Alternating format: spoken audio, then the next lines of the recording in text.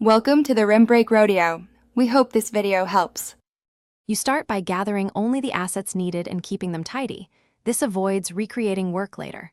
Once imported, set your project frame rate and resolution to match delivery specs.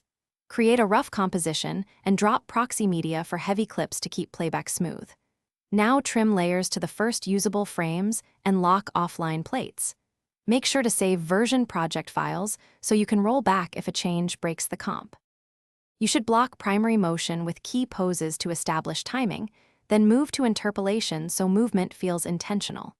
Once done, open the graph editor and smooth velocities with Bezier handles. This is where your animation gains life.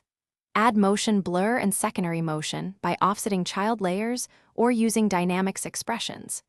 Make sure to use pre-comps for repeating rigs and clean masks to avoid artifacts. That keeps your timeline readable and performance predictable as the scene grows. You finalize by choosing the proper render settings for delivery and rendering a short, high-quality test clip first. Once done, review at 100% playback to confirm motion blur, edges, and temporal aliasing look right, then render the full file. Make sure to compare the exported clip to the timeline in a player that respects color profiles.